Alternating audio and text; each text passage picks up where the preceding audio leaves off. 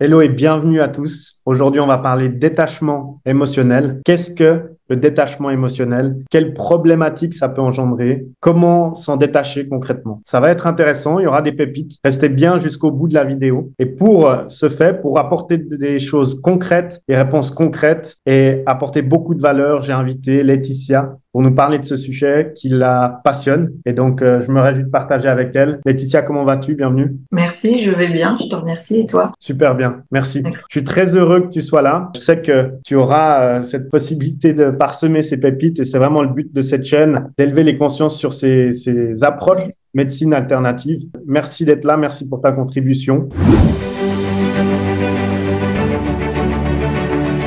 Donc, je m'appelle Laetitia Clairon, je suis neurothérapeute spécialisée en détachement émotionnel. Mon cabinet est sur Genève et je pratique depuis à peu près 1 an.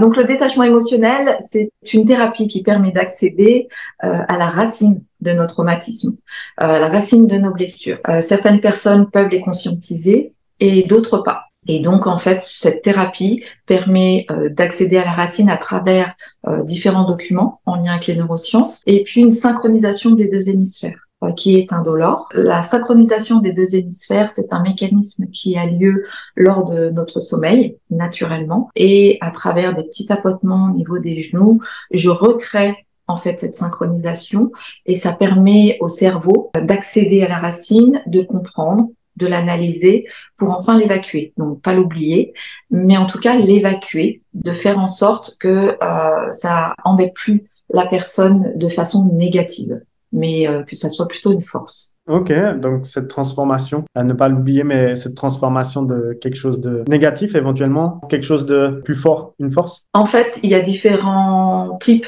de problématiques. Il y a des personnes qui quotidiennement, comme de l'angoisse par exemple, les pathologies, où en fait il y a les mots MOTS qui sont devenus des mots MAUX parce que justement non conscientisés, non digérés. Et donc la neurothérapie, elle permet de pouvoir utiliser ce mal-être de façon positive. C'est comme si cette thérapie te permettait de faire un pas en arrière et de dire ok, ah ça y est, j'ai compris. Ça vient de ça. Oui, j'en avais notion.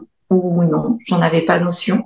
Et donc moi, je donne des clés au fur et à mesure. Ok, qu'est-ce que je fais avec ça? Le détachement émotionnel permet de se détacher de l'émotion négative pour pouvoir mettre des choses en place et que on se sente plus étouffé, complètement oppressé par cette émotion puisqu'elle a été digérée. C'est intéressant ce que tu dis, c'est la digestion d'une émotion, justement. Mhm. La remettre au bon endroit, qu'elle vive justement ce qu'elle doit vivre correctement, je pense. Ben forcément, le cerveau va mettre des mécanismes en route et donc c'est là où les pathologies arrivent, puisque il faut savoir que le cerveau, quand il met des choses en route, même négatives, que nous ressent négatives, c'est toujours dans un souci de bienveillance. C'est-à-dire quand, par exemple, le cerveau met en place des crises d'angoisse, c'est ok, je vais pas bien et je me protège du monde extérieur et je reste dans ma bulle, je bloque ton organisme et comme ça, personne ne pourra te faire de mal. En gros, puisque c'est propre à chacun. Ne pas oublier que émotionnellement, chaque être humain, sa construction est unique. Des frères jumeaux vont grandir avec le même environnement familial, mais émotionnellement, ils vont être différents parce qu'ils vont encoder des choses différentes. Donc, si on ne considère pas son mal-être, si on ne cherche pas à solutionner ces émotions négatives, forcément, on va aller de plus en plus dans le négatif, on va voir de plus en plus les choses négatives autour de soi plutôt que les positives. On va se renfermer sur soi-même puisque on va avoir peur de soi-même. On peut être aussi en réelle dualité intérieure et donner beaucoup aux autres. Ça permet de ne pas se concentrer sur soi et forcément à un moment donné on va se retrouver seul et seul avec soi-même. C'est pas toujours facile. Se détacher de ces émotions négatives permet de réapprendre à s'aimer, vivre en harmonie avec soi, accepter ce que l'on est. Et forcément, par exemple, même les schémas répétitifs, ça c'est en lien avec soi-même, des choses qu'on n'a pas compris, et puis on va chercher chez l'autre des choses qui nous manquent. le détachement émotionnel, lui, il permet justement de se concentrer sur soi et de se remplir soi-même. Et finalement, tout ce qui arrive autour est un cadeau de la vie, parce que on n'a plus besoin de l'autre pour remplir une blessure. On n'a plus besoin de l'autre pour nous assurer qu'on vaut le coup d'être aimé, par exemple.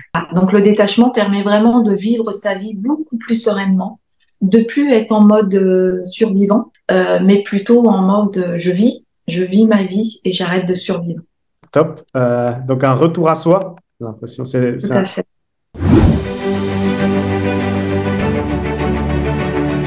La synchronisation des deux hémisphères, elle permet d'accéder à la racine. Alors, on peut avoir notion d'une problématique. Je te donne un exemple. J'ai une femme qui est venue me voir sur le conseil de sa psy qui était spécialisée en minceur, en tout cas en troubles alimentaires. Et donc, elle est venue me voir et elle m'a dit, écoutez, je viens vous voir parce que mon psy, il n'arrive plus à avancer et pourquoi pas vous? Elle a entendu parler de vous, pourquoi pas vous? Donc, en effet, elle est venue avec une problématique. Sa problématique, elle m'a posé, c'est ça fait 7 ans que je veux perdre du poids. Je sais que j'en suis capable, puisque avant ces 7 années, j'en ai perdu, mais aujourd'hui, je peux plus. Et puis, à travers les documents qu'elle a remplis, à travers l'anamnèse que j'ai pu lui faire avec les supports que je lui ai présentés, j'ai vu qu'il y avait quelque chose d'autre que juste ce blocage, je veux pas perdre de poids. Et en fait, la racine, je voyais bien que la racine était tout autre ce qu'elle me conscientisait. Et finalement, lors de la synchronisation dans le fauteuil, c'est comme si vous rêvez, vous allez chercher l'information, mais vous en avez notion. Parce qu'il faut savoir que la synchronisation,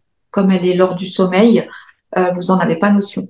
C'est ce qui fait que le soir, vous vous fâchez avec votre compagnon et puis le lendemain matin, vous vous levez et puis vous y pensez plus. C'est tout simplement parce qu'au cours de votre sommeil, le cerveau a dit « Ok, il m'a contrarié parce qu'il m'a dit que je n'étais pas jolie aujourd'hui. Qu'est-ce que ça me fait émotionnellement? Qu'est-ce que j'en retiens de ça? Est-ce que c'est quelque chose que je garde, que je stocke dans mon inconscient pour ne pas l'oublier, ou est-ce que c'est quelque chose dans lequel je prends le temps de l'analyser pour enfin l'évacuer? Et c'est souvent ce qui se passe. Ça synchronise, ça analyse, on comprend et on se détache parce qu'on se dit finalement, il me trouve pas belle, mais moi je sais que je suis belle et ça me va comme ça.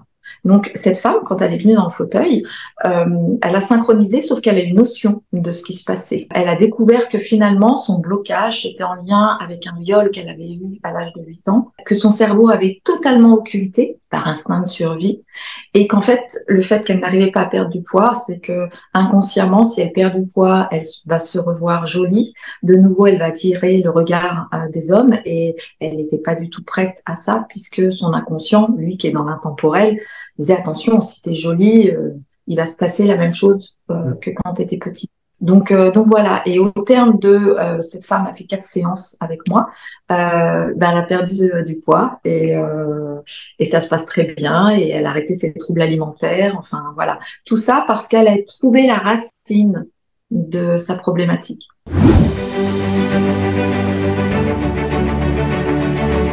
Les personnes qui poussent la porte de mon cabinet arrivent avec une problématique. Certains sont très rationnels, très analytiques, donc ils sont persuadés que c'est en lien avec une situation, mais ils disent qu'ils n'arrivent pas à passer outre. Donc je leur fais passer des tests écrits. Ensuite, je leur pose des questions, j'utilise des mots spécifiques pour justement voir ce qui résonne, ce qui résonne pas. Ensuite, je leur explique comment on se construit émotionnellement, parce que c'est important. À ce moment-là, ça permet de comprendre certaines choses. On fait des liens avec notre enfance, avec notre construction émotionnelle. Donc, c'est un moment qui est très, très riche aussi, puisque c'est un moment d'échange et que j'apprends beaucoup sur la personne.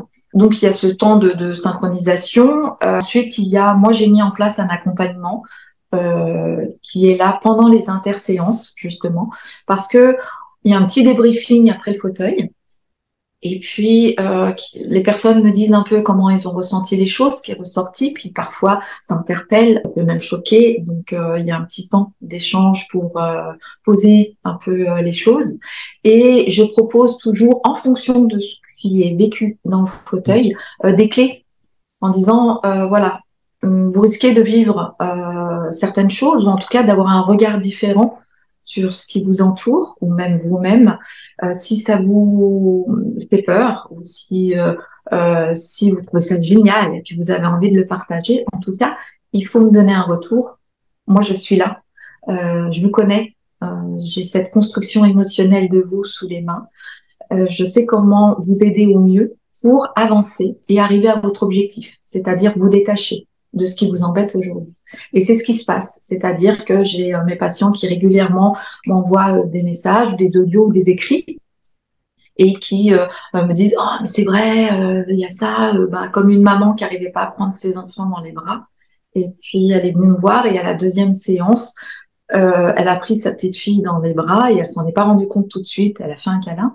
Et après, elle a hurlé de joie en me disant, mais je suis obligée de partager ça avec vous, c'est génial, voilà. Donc, moi, ça me permet de voir en plus sur quoi, au moment de la synchronisation, sur quoi le détachement a marché, sur quoi il a ciblé. Parce que moi, je vais cibler un type d'émotion, mais ça va détacher de plein d'autres choses. Ok, super, merci pour J'essaie cette... de m'arrêter. Non, J'essaie non, de non, m'arrêter. non, non, partage en illimité avec le cœur et tout l'amour que tu as. Ok, C'est le but de cette chaîne, donc il n'y a pas de souci. ok.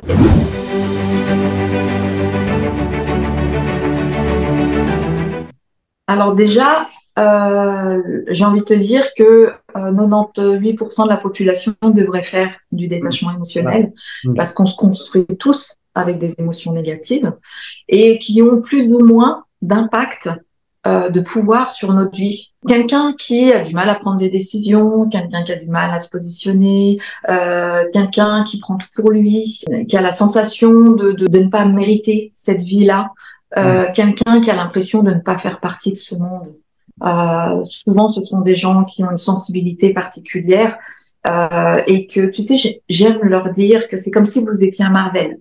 Vous avez des super pouvoirs qui sont les émotions, mais elles sont tellement intensifiées par du négatif que vous tirez un peu dans tous les sens avec vos super pouvoirs. Et puis, du coup, ça vous déstabilise.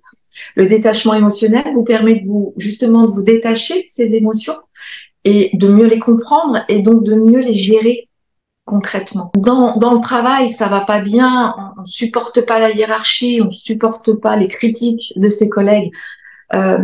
Ça peut, les gens devraient faire du détachement parce que à chaque chose qu'ils considèrent comme une attaque, le problème c'est pas l'autre, le problème c'est soi. On a un problème avec soi-même et donc c'est en ça où les gens devraient avoir besoin du détachement parce que ceux qui sont en pleine dualité avec eux-mêmes aussi, ceux qui ça se caractérise par exemple les gens jaloux, les gens qui s'oublient, les gens qui sont tout le temps tristes, les gens qui ont souvent une colère en eux mais qui peuvent pas l'exprimer ou qui se mettent souvent en colère. Tout ce qui est émotion négative mais qui a un impact sur soi. Alors, les gens parfois prennent notion et c'est ce qui fait qu'ils viennent, mais je me rappelle d'une dame qui est venue et qui m'a dit, je viens vers vous parce que mon mari m'a dit, il faut que je fasse quelque chose. Moi, j'ai l'impression que je vais très bien. C'est juste lui qui fait pas les choses comme il faut. Et puis, donc, je viens. Donc, je lui ai juste, à la première séance, demandé qu'elle fasse un travail vraiment si elle avait vraiment envie d'aller mieux, si elle considérait qu'elle avait besoin d'aller mieux. Et elle m'a dit, par amour pour mon mari, j'ai envie. Donc, je lui ai dit, on va travailler par amour pour vous d'abord. Et puis, l'amour de votre mari viendra ensuite. Et en effet, elle a été surprise de voir à quel point, donc en détachement, elle a compris d'où venait ce traumatisme qui était un problème relationnel avec sa maman en lien avec son enfance. Et donc son mari, à chaque fois que il était juste lui-même et qu'il lui proposait plein de choses, ça lui renvoyait que elle n'avait pas été aimée enfant, alors qu'on pourrait croire le contraire. On pourrait croire qu'au contraire, c'est génial pour elle. Non, non, elle le vivait comme une attaque parce que émotionnellement, elle a encodé de façon négative. Et voilà, et cette femme, elle est repartie et elle m'a dit, mais j'ai été stupide de pas le faire plus tôt, en fait, parce que oui, on se sent tellement soulagé. Le terme, c'est vraiment sérénité et harmonie, vraiment. Ça, c'est vraiment les deux mots qui ressortent énormément. Soulagement aussi. J'ai beaucoup de gens qui disent qu'ils se sentent soulagés. Le plaisir, par exemple, les gens qui viennent me voir pour des crises d'angoisse, le plaisir de pouvoir reprendre les transports et de ne pas avoir peur, le plaisir de pouvoir parler en public sans sans avoir peur de la critique, sans avoir peur du regard. Moi, j'ai des hommes d'affaires aussi au sein de mon cabinet qui ont un stress quotidien et puis qui d'un seul coup, le stress bascule dans le négatif et n'est plus objectif. Et ben ils viennent faire des séances de détachement et ils gardent leur stress, mais que le bon et pas le négatif. Donc j'ai envie de te dire, c'est vraiment pour tout type de personnes qui sentent qu'il y a un petit truc au fond, il y a quelque chose qui gêne et que ça serait bien de s'en débarrasser pour profiter de la vie parce qu'elle est juste merveilleuse. Yes, je pense que là, tu as pu peindre le contexte, en tout cas, de pourquoi c'est important, comment ça fonctionne et également pour qui c'est. Et donc, je te remercie pour ça. Je pense que si vous avez également des questions, l'audience qui regarde cette vidéo, vous pourrez les mettre en commentaire. Avec Laetitia, on se fera un plaisir de partager, d'écrire des commentaires également Avec en grand plaisir. réponse. Laetitia, pour les personnes qui ont connecté avec ce que tu as dit et qui souhaitent te contacter, où est-ce qu'elles peuvent te contacter?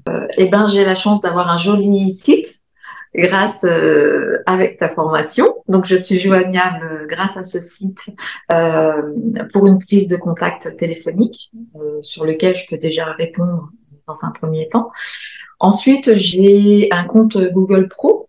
On tape Laetitia Cléron sur Internet et puis il y a plein d'informations qui sortent. J'ai un Facebook que j'aime animer justement tous les jours pour que ça fasse résonance aux personnes. Super, on mettra ça en tout cas sur la vidéo. Si vous avez apprécié ce contenu, cliquez sur s'abonner et la clochette de notification. Ça permettra justement de contribuer à ce bien-être, ce mieux-être, parce que ça rendra le contenu beaucoup plus visible à plus de personnes. Donc, merci pour votre soutien. Laetitia, quelque chose à ajouter avant qu'on clôture cette interview? En tout cas, merci pour ta disponibilité. Alors merci à toi de me permettre de me parler, que je puisse parler du métier que j'exerce et que j'adore. Oui, si j'ai envie de dire quelque chose, c'est pensez à vous. Si vous sentez que ça a résonné chez vous, restez pas dans votre coin. Et que ce soit à travers ma thérapie ou une autre thérapie, mais quoi qu'il en soit, prenez soin de vous parce que la vie est vraiment précieuse et on se doit de la vivre sereinement et en harmonie et c'est tout le bonheur que je peux souhaiter. Voilà. Magnifique. Merci pour ton amour aux autres. Je pense que c'est les meilleurs mots de la fin, donc on va rester là-dessus. Merci encore pour ta disponibilité et tes partages. C'était inspirant. Donc merci pour ça. Merci beaucoup. Et je te Merci dis à à toi. très vite. Au revoir.